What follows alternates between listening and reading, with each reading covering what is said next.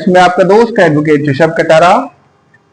कुछ दिन के बाद, जैसा कि हमारा प्रचलन चल रहा है, वीडियो की एक कड़ी चल रही है, उसके संबंध में एक बेहद अच्छी जानकारी आपके सामने लेकर मैं उपस्थित हुआ हूं। आज भी हम एक राजस्थान उच्च न्यायालय के पिछले दिनों चर्चा में रहे एक जजमेंट के बारे में आपको बताएंगे।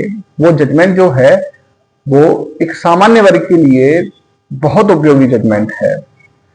वह जजमेंट जो है फैमिली, जो हिंदू फैमिली या मुस्लिम फैमिलीज हैं, उनके ऊपर एक वर्णालेखन नियम है, ये मान लीजिए।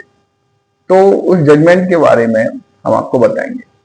ये जजमेंट फरजत अली साहब जो है, माननीय उच्च न्यायालय के जस्टिस हैं, ये ऑनरेबल जस्टिस फरजत अली साहब के द्वारा दिया गया था।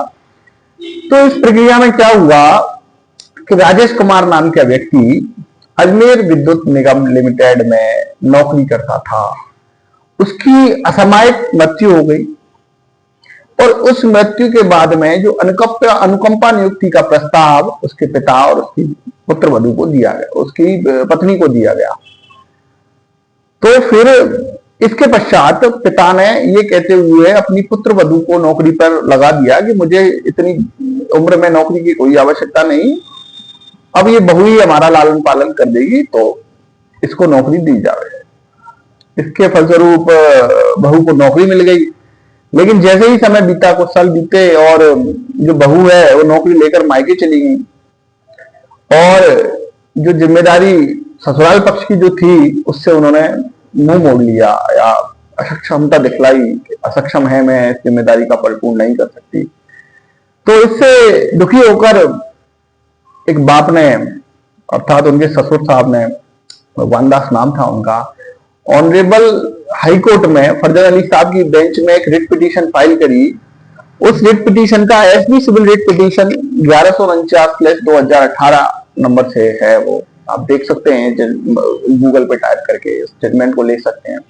तो फाइल करी तो उन्होंने इसको ध्यानपूर्वक सुना और बेहद अच्छा जजमेंट दिया। उन्होंने जजमेंट में ये कहा कि जो पुत्र वधू को जो सैलरी मिलती है उस पर पिता का भी अधिकार है, माता पिता का दोनों का अधिकार माना उसके लड़के के, जिसकी उसी की नौकरी थी वो।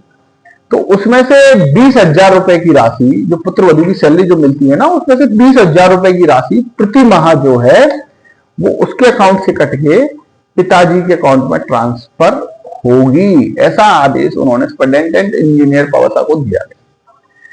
तो इसका अनुमान मैं आपको बता देता हूं कि इस टाइटल था भगवान दास वर्सेस सुपरिटेंडेंट इंजीनियर पावसा।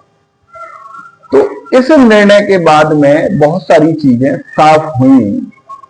इस निर्णय ने निचले स्तर पर जो भी चीजें खराब हो रही हैं या ऐसे नौकरियां लेकर चली जा रही हैं और अपनी जिम्मेदारियों से मुंह मोड़ ले रही हैं महिलाएं, उसके लिए भी एक अच्छा नियमावली बताई गई है। अब इसके बारे में प्रतिक्रिया चाहूंगा, ये जजमेंट आपको कैसा लगा, और अगर ये जजमेंट अच्छा अगर आपको लगा है तो इसे, हमारे वीडियो को लाइक, शेयर और सब्सक्राइब करिए। और अगर कोई कमी रह गई है तो उसको भी मेरे को बताइएगा, चाहे यूट्यूब के जरिए बताइए या व्हाट्सएप के जरिए मेरे को निजी तौर पर मैसेज करिए, किसी भी प्रकार से बताइएगा। धन्यवाद।